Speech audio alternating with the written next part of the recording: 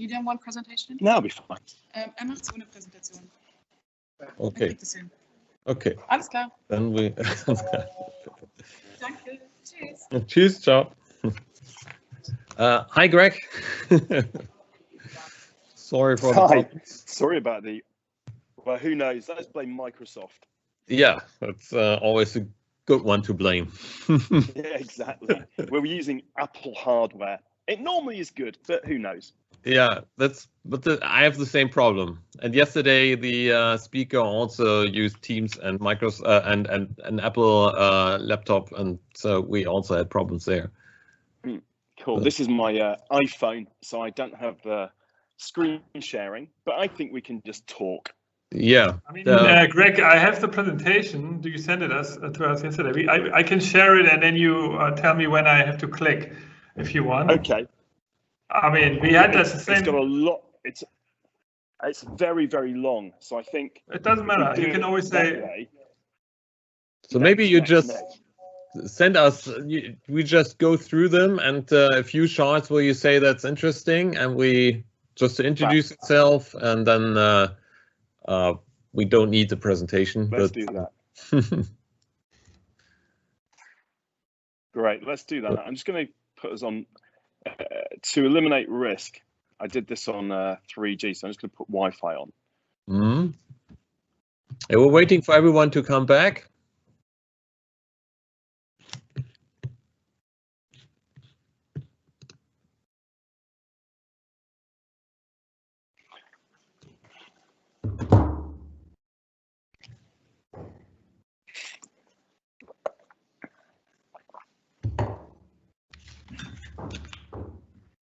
Is everyone back? Hang on, I check. 26 people, yeah, everybody should be here. Good stuff. So I show a couple of slides and you tell me what the right thing is to do. Greg? Great. Next, please. Hey, everyone. It's a pleasure to meet you all. What I'm going to do is select a couple of bits from some slides, and we'll flick through to others to make it quick and not boring, I hope. So first of all, Octopus Energy. By the way, is someone not muted? There's a crackle on the line. I don't know whether... it's gone. Brilliant. Octopus Energy is 5 years old. We launched in May of 2016. And today we have 2.2 million household customers in the UK. That's about 4 million accounts, including gas and electricity. And we also now are just beginning to operate one of the largest renewable portfolios in the UK, which we've acquired from Octopus Renewables. So that will be 3.4 billion pounds of renewable generation. We've launched into 6 countries, so we're now present in Germany and the USA in our own brand name. We'll be live in Japan in our brand name in October or November through a joint venture with Tokyo Gas. And we're also licensing our software to companies in Australia, and we'll shortly be present in New Zealand in our own brand. And we'll keep moving into more countries. And I think very unusually, it says here at the bottom right, we're the most loved underwater utility in the UK. And I think the idea that a utility can have positive emotional connections with consumers is a new idea, but a very important one. We'll talk about that. It's also worth saying that we've licensed our platform to 17 million accounts through third parties. And particularly among those is E.ON in the UK, where they are just migrating. They've nearly finished migrating npower, and then they'll migrate E.ON onto the platform as well. So I think in 5 years, we've built quite a big business. If you flick to the next slide. That's a rough idea of kind of where we are. And there's also lots of partnerships. So you see the logos at the top, partner with companies like Tesla, London, which is the mayor of London, the Co-op, Marks, and a bunch of others. Okay, let's do the next slide, please. Thank you. And we know about that. Next, please. And look, we've won a lot of awards. This isn't exciting. This isn't very many of them. But the key thing is this is a relentless focus on driving renewables through outstanding customer relationships. Next page, please. And we talked about partnerships. So that's just some of the, like we work with Tesla, but also I think we partner with Amazon. But really the big thing for us is we're a technology company. So the people that started this company were not from energy, they were from technology and from digital technology. So we had spent nearly 20 years building digital platforms in many sectors. And we thought energy was the biggest sector globally that needed that digital revolution to benefit consumers. Next, please. And it all started when I'd sold a business, a technology business, and moved house, and then got an energy bill.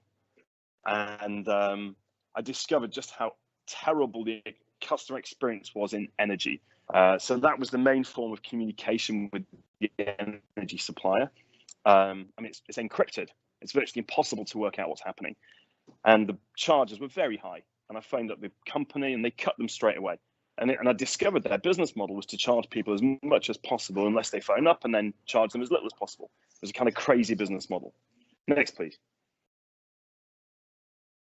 So like any good businessman and entrepreneur, I went to the English pub and I discussed the ideas for a new kind of energy company. And just like any new idea, everyone said, this is crazy. We said, yeah, next, please. Thank you. What if you could make money by fighting climate change rather than causing it? What if you made customers care about energy? What if you looked after them as well as Amazon does? Transparent rather than the kind of crazy games of hide and seek. And what if you use technology to run hyper efficiently, and then you can share the savings with customers in a fair and transparent way? Next, please. And this is where, sorry, next slide, please. Thank you. Is it stuck? Have you got the next slide?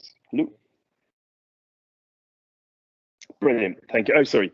Yeah, so we had, the previous slide was Arthur C. Clarke, the science fiction author, who said, whenever you have a new idea, people will say it's crazy, it'll never work.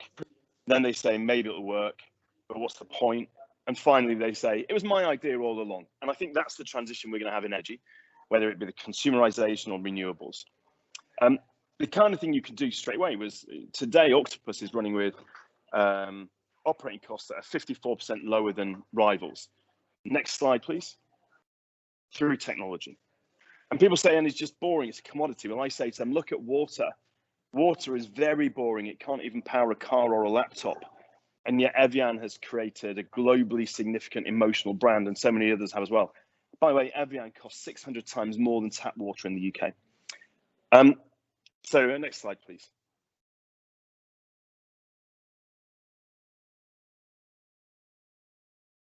Have we got the next one? I think the,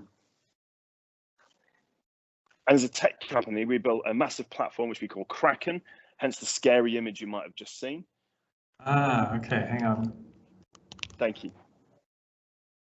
Yeah, and Kraken is basically like, we chose to build Kraken before we chose to enter energy. We were always going to build a platform for disruption.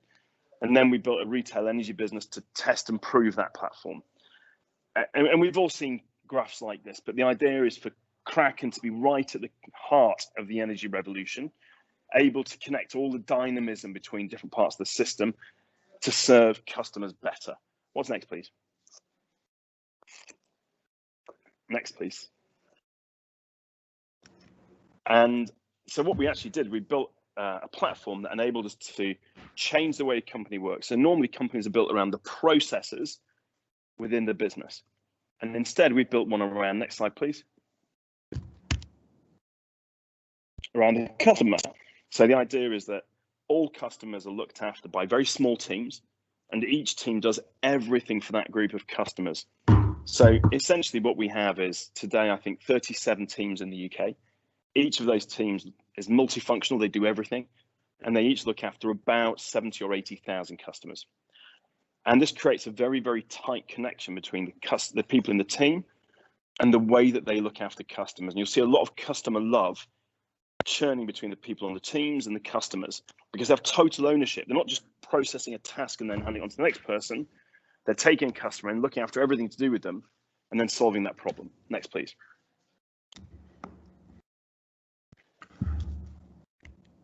And using technology and thinking about the customer all the time has let us reinvent energy. So for example, if you give us a meter reading, you spin the wheel of fortune. The idea was if energy companies are asking customers to do something, then we should give the customer something. If they give up time, we give them joy.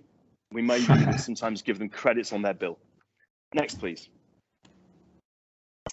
And speaking of giving them joy, a great example. When you call OCTOPUS Energy, like hold music is always terrible.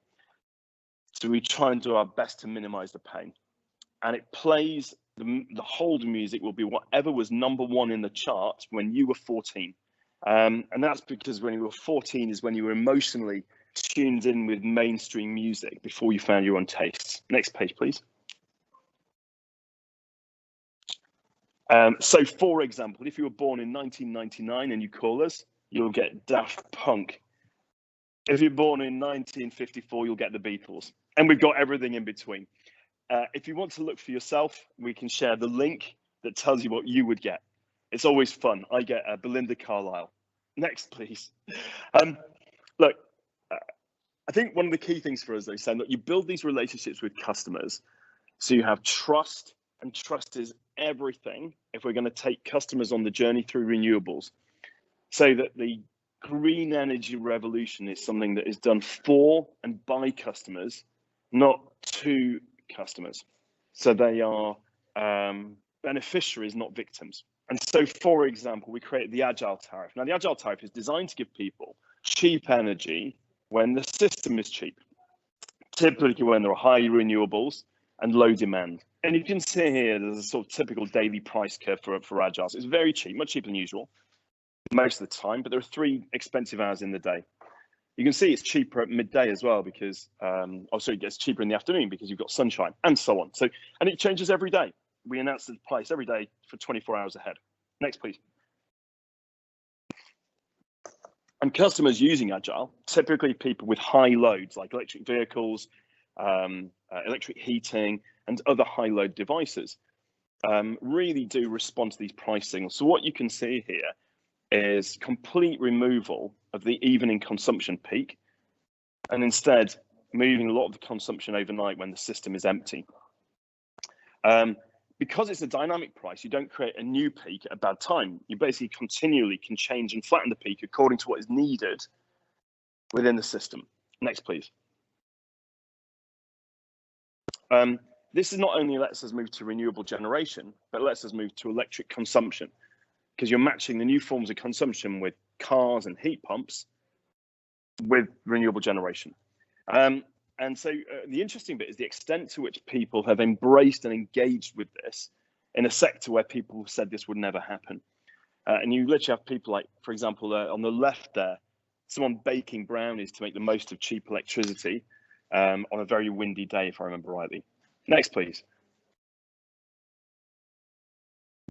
And again. So one of the key bits of all this is it's all tied up via technology. You saw the smartphone app, and it uses APIs, digital connections, so that electric car charging and heating systems and so on can all automatically optimize with no human interaction. Next, please. People love it. Next.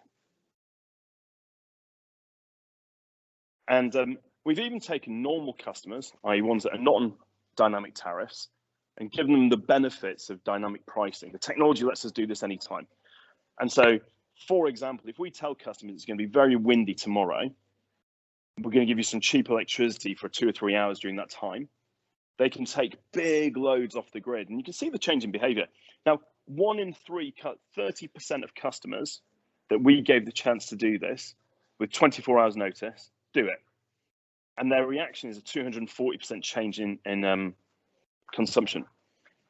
And we can keep doing ideas like this. So for example, we have a tariff called the OCTOPUS Fan Club, and members of the fan club get cheap electricity if they live near one of our turbines and the wind is exceeding, I think, 18 knots, I can't remember the speed now, and the electricity is half price. So if they can see the turbine turning, then they're getting cheap electricity. And as I said, it's all linked up by APIs, so people don't have to think about this, but they get the benefit of knowing this is how it works. And you can see that people love this, not just the tech community, but ordinary people.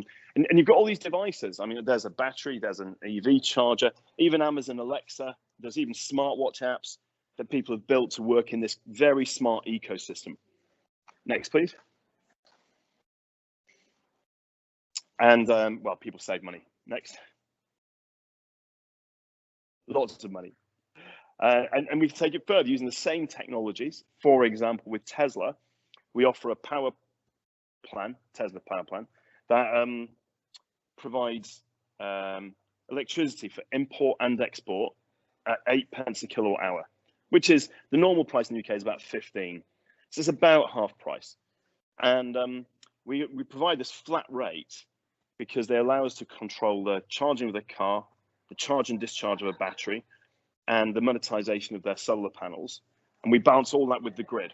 So in real time, or on a day-ahead cycle, machine learning is doing a local weather forecast for our house, so we know when the sun's going to be there. It's doing a consumption forecast so that we can plan the battery cycling and the car charging. It's doing a consumption forecast for the house and for the car, and a grid forecast, so we can work out when is the best time to charge a battery, to discharge on the grid, discharging at the car, and so on. All optimization in real time. But that lets us make the most of this dynamic renewable system. And yet at the end of it, the customer just gets a flat price, 8 pence in, 8 pence out. And next, please. And I think this is really helping demonstrate to governments here in the UK and increasingly around the world that consumers are ready for a change in the system that will make renewables cheaper and better, not more expensive. And I think one of the key insights is we don't need every consumer to move to dynamic energy. It's a bit like in supermarkets. Some consumers will buy the super cheap products that are on sale because they're in excess stock or whatever it will be, and others will buy the normal stuff. And getting the balance right, that the people who want to hunt for a bargain can hunt for a bargain, is a way of cutting the cost for everybody.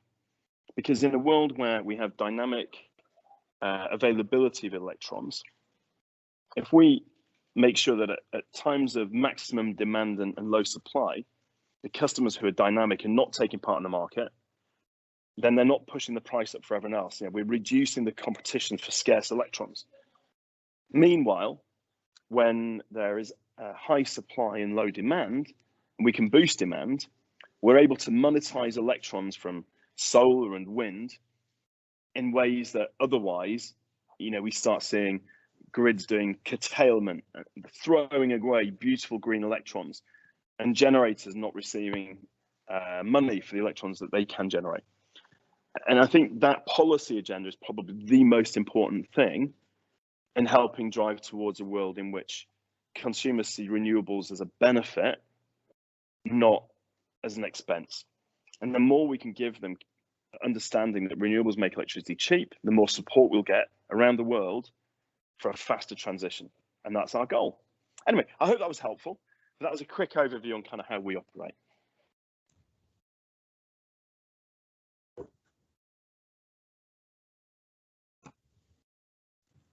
Any questions?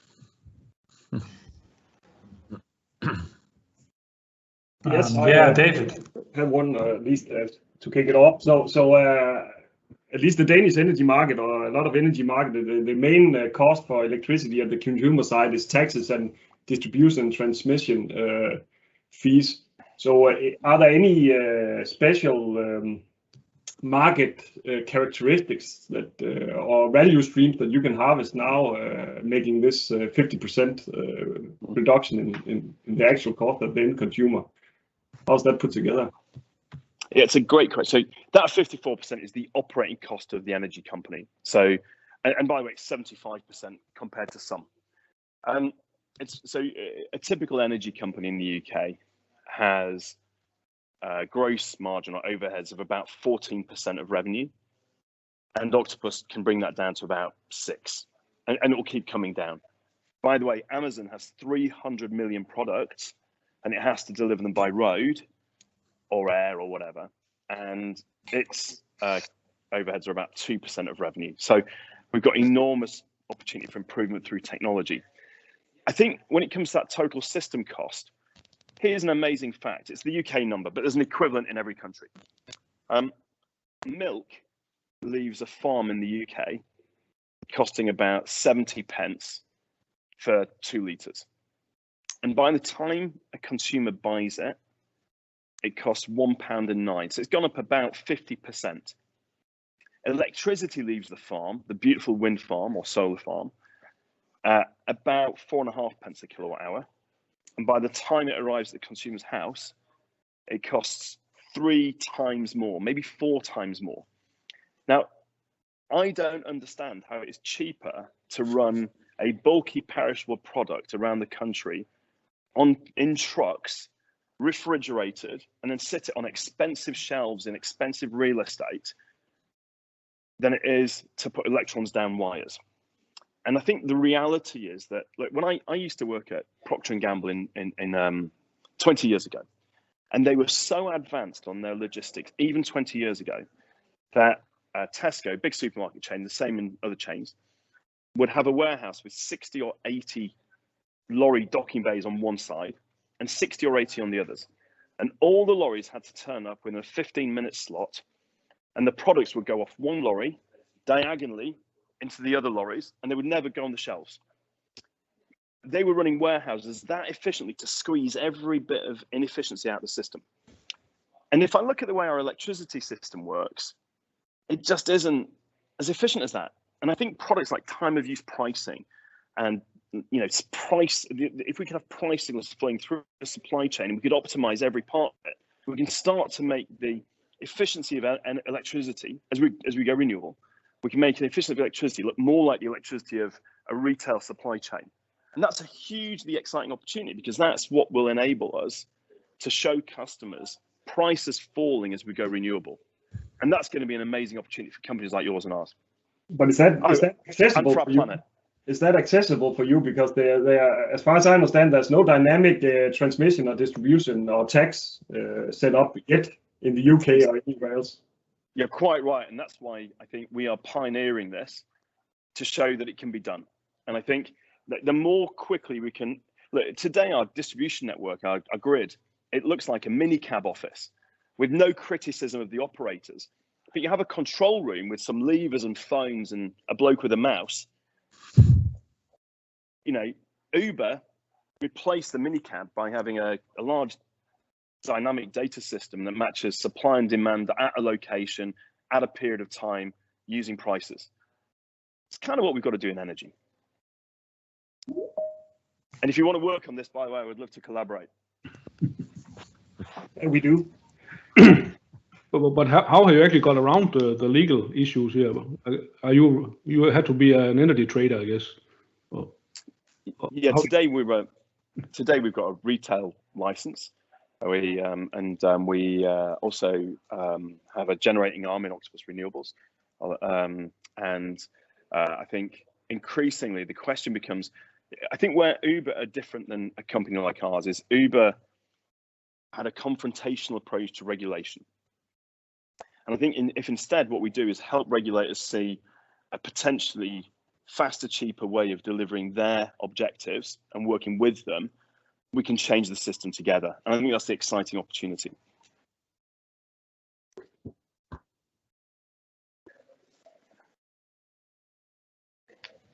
Yeah, we had some questions lined up. I think David, you asked your question there. And Juan, I think, is next. Yeah, Juan, Paulina. So I'll pass the Paulina. So Paulina, you go first. I'll go first. Thanks, boss.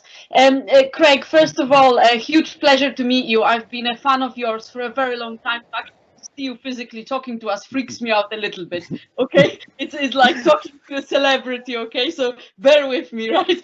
But no, genuinely, I've been following you. I mean, I've got the Octopus energy, I think, on every single bus stop across my home in Newcastle, you know, so it's unbelievable. But I think I've been following you for a long time, just because it inspires me, despite how big company you run, of course, you know, 1.2 billion, and I think you've got something like 1,200 employees. You've been also always talking about the unconventional ways in which you run your organization. You know, you don't have HR department, sorry, Felicity, you don't have IT department, and so on and so forth, right? So there are, of course, many things you did, despite the passion, the purpose, I think, of the organization that is very, very clear, that you did differently. You know, I just want to ask you, how did you, because of course I'm sure you've got a lot of super talented people who came from a big corporate organization like ours, you know, how do you create the culture, because we talked about it a lot yesterday and today, that actually got people to think differently? You know, how did you get them to believe? Because I think that's the key, right? You talk a lot about the passion and the belief rather than, you know, what you actually do, you know, and that's quite inspiring in itself. I mean, how did you manage to get your teams, you know, excited about what they deliver for the customer, you know, and how did you do it? Great. Well, thank you, first of all. And it's as exciting for me to be able to talk to a company like yours, because, you know, 5 years ago, we didn't really exist. And I think it feels like a huge privilege. So thank you for taking the time and being interested and for watching us. And I love those bus stops too, by the way. Look, I think what's really interesting is I used to work for a large company. I worked for Procter & Gamble, and I had incredible training, and I met incredible colleagues, and I was passionate about the mission we were on, as were our colleagues. But when I looked around the building we were in, we had maybe, I don't know, 500 people or 1,000 people, and you kind of thought, you know, I reckon if you started again, you could do this with 50 people. The job we did. And that wasn't a criticism. I might be one of the 450 that didn't make it. It wasn't about other people. It was more about conceptually how much work we were doing and how fast we were driving our mission relative to what we might be able to do if we started from scratch. And what's really interesting is when people leave a large organization to set up their own business, the most exciting thing for me, and this may sound crazy, but when I left Procter & Gamble, the most exciting thing for me was my very first business flight when I had a small company, because I went on EasyJet and it cost £39 to go from London to Brussels. And when I was at Procter & Gamble, we used to have to fly business class, and it used to cost £400 to fly from London to Brussels. And the excitement I felt at being able to kind of be much more efficient financially was an example of the change. But the other thing that was interesting, though, is I used to work in marketing at Procter & Gamble. So if I wanted to put a label on a bottle, I had to get 11 signatures, you know, legal, compliance, product development, engineering, and so on. And so when you leave a company like that and you run a small business, or you become a one-person band, or you run you suddenly discover that actually you can do all those jobs yourself. You know, when we were putting labels on shampoo bottles, I didn't need a lawyer to tell me what you could and couldn't say. But if there was going to be a lawyer in the chain, I actually cared less about what I said, because it was going to be their problem. Like if it wasn't quite supportable, then the compliance people should pick that up or whatever. And you create this industry where, and this is just in marketing, but where the marketing people would kind of write something not really caring about how accurate it was, because someone else would sort that. And then those people, the marketing people, would continue to have a tussle back and forth. And then you'd end up with 7 different departments arguing over, you know, whether shampoo makes your hair shiny or not. And when you're in a small business, you find that actually you take far more responsibility, because if no one else has made a signature, if no one else has signed it off and it goes wrong, it's your problem. Whereas in another company, if someone signed it off, you go, not my problem. And that's not because we're bad people. We all do these things. And I think the interesting when you start a business from scratch is you have the opportunity to behave in that way.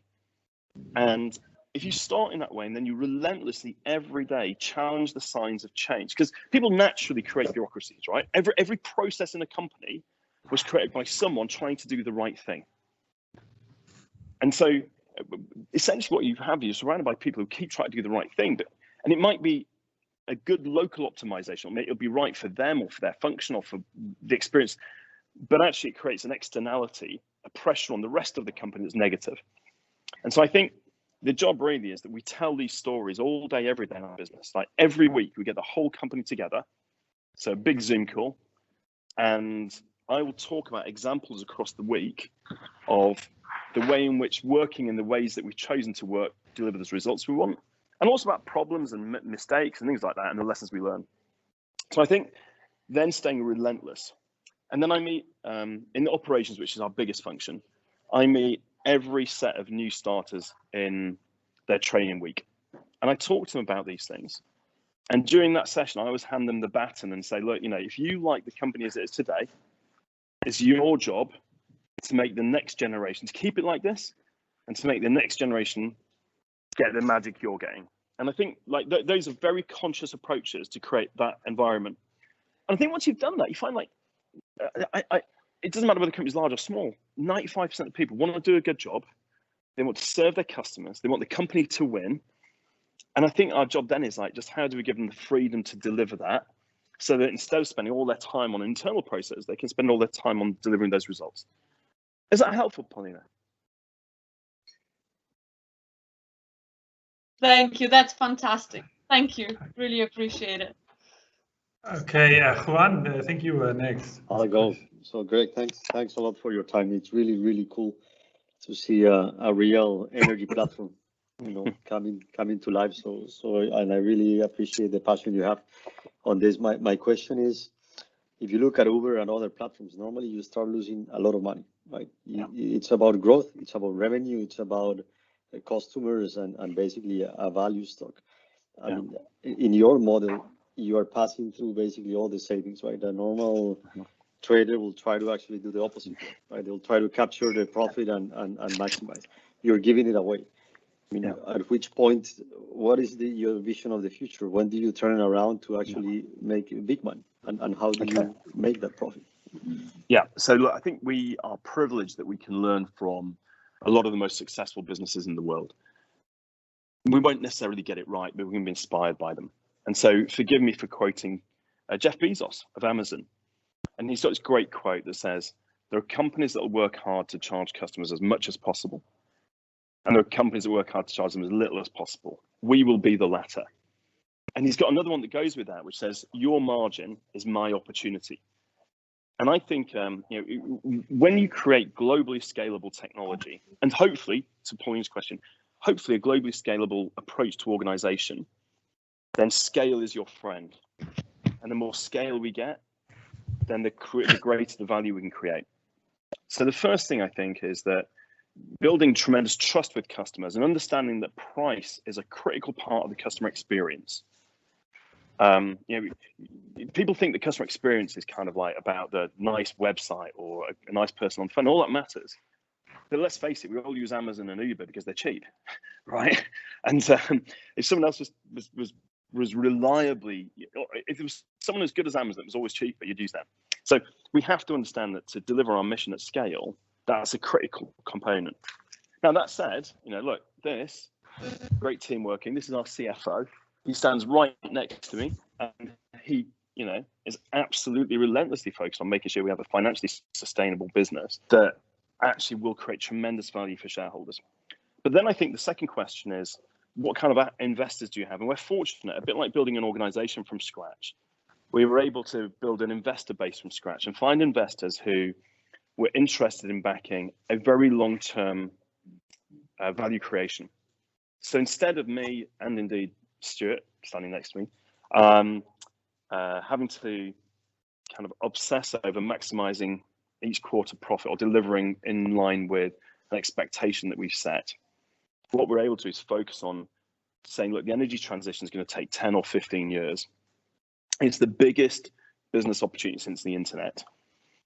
And we should be focusing on long-term profit, not short-term profit, because you know, it would be dead easy to make money where we are today, but in 10 years' time, we wouldn't be very much bigger. If instead we grow relentlessly, then over time, we will have a much, much bigger share and we'll help change a market in a way that suits us. And by the way, suits our customers and the planet. And so I think so we've got investors that want to back that idea and a team that are bought into it. I should say though, that this isn't negligent about profit. So for example, all of our UK customers, in fact, I think all of our customers around the world run on a positive margin. That is, except for the ones on some of the dynamic tariffs because of the outmoded, to Simon's point, the outmoded way we have to pay for network access. So we subsidize that a little to prove the point and to help regulators and governments change their minds. But everything else is positive margin. And if we chose to be not growing, we put a lot of money into growth. If we chose not to grow, not to innovate, we'd probably be the most profitable company in UK energy, even at our current prices.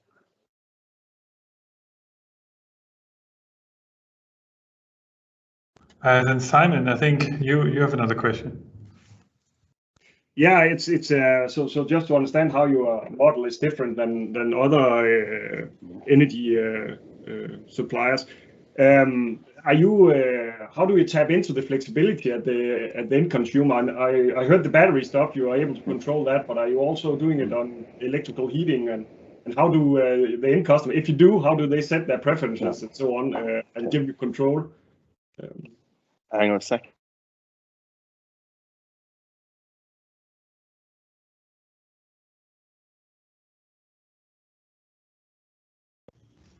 Hey, can you hear me? Yeah. Sorry, Yeah. I was so offended by your question. I had to go. No, sadly, somebody called and interrupted our meeting. I had to get rid of the call. So look, I think the first thing is we have a technology platform called Crack and Flex, which is built to do the sort of typical grid services. It does extremely well and is as part of the increasingly as part of the core Kraken platform, with the idea that we can do end-to-end optimization. So optimize the monetization at point of generation through balancing and grid level control of storage through to dynamic consumption, a DSR in businesses and homes. But I think, and so we do that and it's significant and we've got some very big and exciting clients. But today, the whole market is so immature. And allow me again to share a potentially controversial view, but I think the whole idea of grid services at the moment is, I think it's suboptimal. I think instead of grids and networks commissioning, for example, storage and balancing, it should all be given to energy suppliers and retailers. And our job should be, we should be like a supermarket chain. We should be procuring enough of the product to meet our customers' needs and then optimizing the supply chain as much as possible to drive down the cost for consumers, winning market share and giving our customers better value. And I think if we took that approach and then you had prices flowing all the way down the supply chain, you'd have competitive players whose job it was to drive down costs for consumers and who could innovate at their own risk in different ways of doing it. So for example, OCTOPUS might say, look, we build relations with customers that enable us to get a lot of customer response. And then we could put our own batteries in substations and at the end of streets and throughout the grid and build a hydrogen storage plant next to a beautiful Siemens wind farm, for example. And provide our own entirely balanced injection into the legacy grid and networks. I think that would be a much more sensible direction because at any time of technology change, the one thing you can be sure of is that all the forecasts are wrong. So every forecast about storage costs, about consumer behavior, about uptake of electric vehicles, uptake of electric heating are going to be wrong. And if that's going to happen, what you really need is a heterogeneity of solutions competing with each other, and you want private capital backing those, because that way, instead of the government backing a white elephant, is a white elephant a well-known term in different languages? Anyway, backing a bad idea. We've got companies, and some will win and some will fail. That's our model. So I think although we participate in the flexibility markets. I think they should be the last resort, not the first solution. Thanks.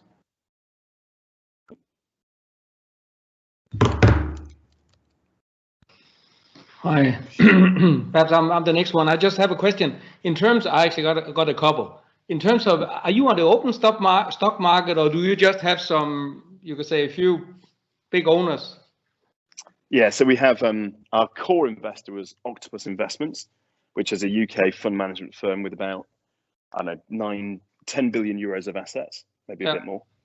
And then we now have Origin Energy, which is Australia's, and Tokyo Gas. So that's our three core investors.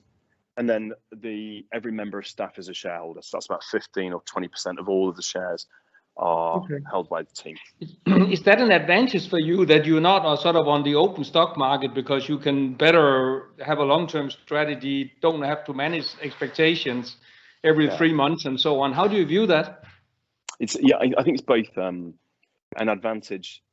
It's an advantage, but it carries difficulties. So I think from the advantage point of view, exactly what you say, we are free to run our business in the way that we think is correct. And we only have to speak to 3 investors about that. But those companies 2 of them are on the public markets. And so actually what we do, they have to announce anyway. And so there's a little bit of public market interaction. I think on the downside, we don't have a public credit rating.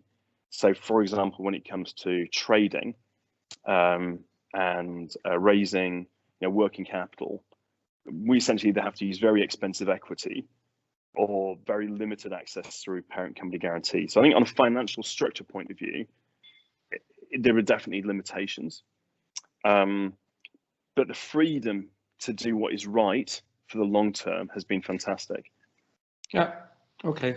And then a second question, because now with reference to what Paulina said, that you don't have HR, you don't have IT, you don't have, and so on. And of course, they also add value, I would assume, at least in our company. But as you become bigger and bigger and bigger, in your mind, is it something you should avoid? Or is it something you said at some point in time, I will need it? Or what's your view on it? Okay, so allow me to give you a Schrodinger's answer. Okay, so I think for as long as we can avoid them, it is good. Not because there's anything wrong with HR, right? I think, if you're an organization that grew up with HR, you can't cope without it. But if you're a company that started without it and then relentlessly used a different form of, we've got loads of HR, it's just not a department. We train managers to look after people and manage people and to deal with all the things you'd see in an HR function. And separately, of course, there's a payroll function and within finance. Yeah. But I think, and so it's not really about HR per se. It's about minimizing the number of functions of departments. And I think that's because there's a book called Parkinson's Law, which is tremendous fun. It was written in the 1950s. And it describes many of the ways that companies turn into bureaucracies. And one of them is the idea that once you've got a department of one person, right, to do a bit of work, when they finish that work, they start looking around for more to do. And of course, because they, I'll take HR as the example, no criticism of HR, but if they're in HR, they'll look around going like, that thing over there could become a problem. I will go and prevent it becoming a problem. Or those people over there could do a better job of my work. I'll go and help them do it. And it's well-meaning. But of course, once they start doing that, they get quite busy. So then they have to hire some people. And those people are once they've done the bit of work, they go around looking around the organization going, well, actually, that bit could be better. And so those people get busy and they hire more people. And actually, all the work that they're doing is actually not only creating jobs that didn't exist, but it's also creating work in the other functions. The other functions are going like, oh, I'm so busy, I'm answering all these HR requests. Okay. So I think, for me, it's just avoiding functions. Okay. It's the good advice. I will take it with me for the rest of my life. Torben, this discussion we had during the budget, right? You know where it came from. You can blame it on Greg, by the way. So I've been using, Greg, some of your comments into our budget discussion. So you definitely favor that side. Thank you. I'm very sorry just for remove anyone some who... functions, Paulina, and then see. It's a lot easier. Look, once you've got a function, you have to look after it very well. So we just try not to have them. And by the way, there's an important part underneath that, which is just understanding that almost anybody with a specialism can look at other people's work and spot things that could be better. And a large part of this is just about accepting that nothing's perfect and that there will be mistakes and errors, but the cost of mistakes and errors is often lower than the cost of prevention. Not only that, but the learning experience of dealing with mistakes and errors is an enriching experience for managers who will prevent them happening again in future themselves, and they'll do so in a much lower cost way than if it was a third-party function. So, but it's a risk, and don't get me wrong, this isn't about taking ridiculous risks. It's teaching everyone to take responsibility for risks, and then they're accountable. Exactly as I said earlier with the legal point, the more accountable people feel, actually, I think the lower the risk in the organization. Yeah. Okay, thanks. That's all from me. Greg, really enjoyed listening to you talk. It's very inspiring and great to see the passion. You've had a unique scenario. You've worked in a corporation and now you've created your own company where you've created the culture. If you were to go back in time, take what you've learned and go back to a corporate culture, what would you think would be the key thing you would have to do or change to be successful as you are in that corporate environment? Yeah, look, I think there's first of all, the corporate environment I grew up in was a good one. There was back on HR actually, there was an HR director there called Dennis Schuler, and he was the inspiration for a lot of this thinking, because Dennis kind of taught us this lesson, which was put the person before the problem. So I think often in businesses, we'll focus on the results, and in doing so, a lot of businesses will promote people who get the result done, even if in doing so, they, don't always act in the best way for the team. And I would say it's 100% the team first. And that's because it's like in game theory, this is a repeated game. And if you put the team first, there's always going to be another game. So if we lose one game, but we all support each other, the next time we play a game, we're likely to win. We certainly won't win if we fall out. And so I think learning to find the value in almost every one of your colleagues and respect and promote what they are best at in order to keep a team together is kind of winning strategy. And it's interesting, I was out last night actually, socially distanced, with some of the founding team here. And there were 6 people who have been here from the beginning as the SMT, and not one's left yet. And I think that's like really powerful. But it comes, and I think it comes from accepting that sometimes we'll screw up, but staying together as a team is more important.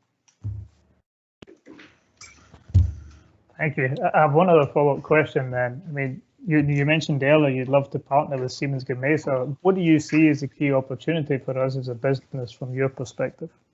I mean, first of all, I'm in awe of where you are and what you're doing in terms of the energy transition, right?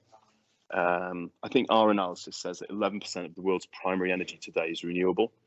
So that means that, I mean, I don't know, maybe we need to get to 80 or 90%. So the market for the transition just in assets is 8 to 9 times the entirety of everything that the globe has done in history to date. And we kind of got to deploy that over the next 10 or 15 years, right? And ideally faster. So the biggest opportunity now is to help governments around the world find ways to unlock the private finance to back that transition. And I think that means collectively the companies that want to deliver at scale these solutions to transform the world are those which are going to be able to, so I've got this unique opportunity to help governments understand we can't carry on doing what we've been doing. So I think it's bonkers. Like, actually back to Simon's point, so much of the amount we pay for electricity as consumers is taxes and levies and charges. It's bonkers, right? The energy transition is going to cost far more if we don't change that than it needs to. And I think we need to help governments move away from this crazy world where they subsidize renewable generation and then they tax renewable consumption, right? And if we could move to a world in which they don't have crazy distorting subsidies and they don't have crazy distorting taxes, we can make it all move much, much faster and more efficiently. So I think thinking about ways in which we can help governments reimagine the approach to decarb. And I don't think it needs to be big bang. I think this can all be done in parallel. So they can carry on as they are. We can run the current energy system as it is, and we sort of run a digital twin that will eventually take over, but that is run in a more rational, market-oriented, price-driven way. I think that's huge. I think the other thing is understanding that, look, when the iPhone came out, in fact, let me think something else. Data, right? I don't know how old everyone on this call is, but some of you look roughly the same vintage as me, and the rest are lucky. But there was a period when if you had a mobile phone, you had to delete your text messages because the phone could only store 16 of them, right? Today, your phone stores every moment of like you literally walk down the street, you go, oh, that's interesting. You see a pigeon, you go, oh, that's it. You take a video, 4-minute video in slow motion, ultra high res, and you store those videos forever. And by the way, you don't store them on your phone. They're getting uploaded to the cloud. It's probably on the Apple cloud and the Google cloud because you can't be bothered to work it out. Because it's all so cheap, it doesn't matter. And I think renewable energy gives us the opportunity to be doing the same with energy. And we live in this world today where energy consumption is a bad thing, right? Where we have to, companies like mine are supposed to tell customers to use less of the product, right? And yet we're a decade. In fact, if you and we can get our act together, we're a decade away from a world in which we can say to people, use more of it. Right? It doesn't do any harm. In fact, it's a good thing. It makes lives better. We can democratize it into poorer countries. They can bypass grids the way that they bypass telephone networks. And in wealthier countries, imagine like in a decade, maybe less, on a windy, cold, windy night in Scotland or even England or anywhere else, you'd be able to invite friends around for a dinner outside because you've got electric patio heaters. And it doesn't matter, because there's no carbon, right? You will move farms indoors. We've already got a whole bunch of our customers are indoor farms, vertical farms, and they're growing crops indoors, so you don't have to fly them from Kenya and Israel, but instead they're being grown in the towns and cities where they get consumed. 55% of their cost is energy, and the more we can bring down the costs and remove the carbon through the world that you and we are in together, the more we can bring down the cost. By the way, those plants are so clever, those farms are so clever, because they're using all the dynamic technology we talked about earlier, that the plants typically sleep between 4 p.m. and 7 p.m. and they run a seasonal and diurnal cycle that is largely influenced by when energy is cheap, right? 99% of the water, by the way, that goes into an indoor farm leaves in the fruit and veg because it's all recycled. There's no pesticides. So in the same way that the iPhone revolutionized things like the cab industry in ways we would never have imagined and strengthened us as a society as we went into COVID and we were able suddenly to QR code ourselves in and out of buildings and have a government app for who's been vaccinated and what our test results are. So the move to renewables has an incredible number of hugely beneficial consequences. And so when I said earlier that there's the opportunity to grow renewables 8 or 9 times the entire deployed asset base, actually that's probably bollocks. It's probably 10 or 20 or 30 times, right? Because once we make energy cheaper and cheaper and cheaper, and there's zero carbon, we'll find incredible new ways of making society better. And I think that's really exciting.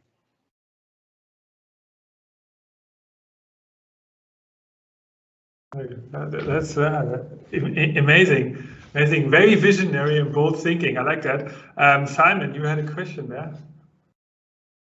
Your microphone. Yeah, sorry for occupying this meeting a lot. I really enjoyed this topic a lot, so please interrupt me if anybody else wants to say something. But what is your view on the peer-to-peer trading? I mean, this is maybe disrupting your business. Like if we talk about prosumers and like the Brooklyn microgrid and blockchain interaction between consumers and producers, is that something you have a strategy for, or how do you see that? So there are 9 parts to my answer. No, like first of all, I was a non-executive director of a company called Zopa. And Zopa was the world's first peer-to-peer lending business, and today is one of the biggest lending businesses in the UK. And it achieved incredible results. Consumers could borrow money at lower interest rates and with fairer terms than from banks, and lenders or investors could get a higher return on their money than they could in banks, and super transparent. And I think the opportunity for technology to reduce transaction costs and unlock entirely new models of consumption is huge. I think so. The Kraken, our platform today, can support peer-to-peer, and indeed blockchains. Our data science and tech team entered the UK blockchain innovation competition, and they won. Even though they'd done no, it was like a marathon runner having done no training and winning the marathon. So the kind of all that capability is there. But whether or not peer-to-peer is the right answer or blockchain is the right answer, it's really just something down to, look, for most things, blockchain is a distributed database with relatively low transaction speed. It's quite slow and relatively high expense. In energy, you've typically got a trusted third party, the government or whoever the central authority is. And I think, therefore, whether blockchain is necessary or you're better off just using traditional databases at scale, the way that Amazon and Google and everyone else do, I suspect the latter. So probably we don't need blockchain, but hey, if we think we want blockchain to digitally sign a green electron to prove it was green, and we don't trust any of the requirements, maybe. But that's not the core question. That's a bit like if we're, this is my view when I'm talking to politicians. It's like, they shouldn't get excited on I'm going to think of a petrol car here. Obviously, petrol cars should be banned, but they shouldn't get excited about whether the transmission is made of, cast iron or steel or aluminium, whatever. It's an engineering question, right? And I think that's the thing. So that's an engineering question. Peer-to-peer, look, if you've got a sensible market, it supports all models. So if you have a sensible market in energy, then peer-to-peer is just a natural thing. It's like, think about retail. That's like the kid on your street who does a lemonade stall or a jam sale, or someone who's got some chickens and puts eggs out. So you can buy your eggs at the supermarket, or you can buy them off the person next door. The person next door can sell them, or they can eat them themselves, or they can, take them to a farmer's market. It doesn't matter. What you need is a market which enables price-based decisions and consumer-led change at every scale. And I think that's the bit that, and I think that's what really matters. Thank you. Cool. By the way, I'm conscious of time. I have to shoot very soon because I'm going to talk to a lot of startups. But I'd love to. There's one more question came up. So can we do that? And then I was sad I have to go and. Right. Yeah, I really like your idea and your vision, and really to make it all let's call it a market priced, market based, and renewable or sustainable future. So beyond what you're doing, great things you're doing with your company, what would you, let's say, expect from the other players in the industries, like the OEMs, the service companies, the utilities? How can they contribute to that vision? But I think it's really, sorry, Sven. Yeah, in a perfect world, what would you expect? Well, I saw this tweet from Michael Liebrich on Library the other day. You probably know Michael, right? And he said, I keep hearing that the way that we're going to transform energy for the better is through collaboration. He said, but actually, I don't want this anathema, but I believe in competition. And I think we believe in that as well. And I think actually, look, the more competitive each of the markets are, I think the quicker we'll get a good result. So for example, in automotive, incredible work from Tesla, incredible vision to demonstrate what is possible with batteries. And if the rest of the automotive sector had competed hard rather than spend a lot of time trying to deny the change, I think they'd be in a better place. And so I think almost every sector that is trying to use its lobbying or PR efforts to hold back change ultimately is likely to lose unless they're at least simultaneously and preferably alternatively fighting for the future. So the advice on all of them is look, make change your friend, make competition your friend. Now, of course, collaboration between different parts of the supply chain is huge. Hence I would love to collaborate with you. Because I think in a competitive market, you can be competing to get your solutions out. We can compete for ours. And actually I would, there's a lot where we can do that together. But I think the real secret though, is that companies need to be trying to get to the leadership. And I think you've seen that a bit with people like Nextera and Ørsted, right? The companies that have, been brave are beginning to look like the ones that may be the winners of that big future market, which almost takes us back to the first question I was asked about, kind of short-term profit versus kind of long-term vision. And I'd go further and I'd say if companies have got investor bases that don't let them do this, those companies need to break up. And, you know, a bit like tobacco is one of the best returns on the stock market, right? Even though it's 100% evil. I mean, some people may enjoy it, so I'm not being critical. But but essentially, like, you know, we need a world in which companies and investors are competing to drive change, not held back by legacy. Okay. Thanks. Wow, thank you, Greg. That was a lot of, I think, a lot of content for everyone, a lot of ideas, bold ideas and creative ones, and very original thinking. Thank you, Greg. That's awesome. I think people can find you on LinkedIn if they want to ask more questions. And I think there's an email somewhere in your presentation. I'll share that. Thank you. And Twitter's the best place, right? So, and if you're not on Twitter, get on Twitter. It's where all the best ideas are. And it's so much more fun than LinkedIn, which has turned into the world's biggest spam machine, I think. No criticism of LinkedIn, by the way. No criticism of LinkedIn. It was clearly very effective. Cool. All right, everyone. Have a splendid day. Thank you. Bye. Thanks for being a great set of people. Thank you. Bye-bye. Bye. Bye. Thank you. So, fun session. Very good. And I think we do a short break till. Yes, let's have a short break and meet again in Hangout. It's in like in 10 minutes, 15 minutes, 10, quarter past 1. Yeah. And then we do a little wrap-up session. And what time are we meeting? Quarter past 1? Yeah, let's say maybe 8 minutes. 20 past, yeah, or a quarter past. Then we start at 20 past. Knowing you. Okay. Okay. Thank you. Okay, see you in a couple of minutes. Cheers.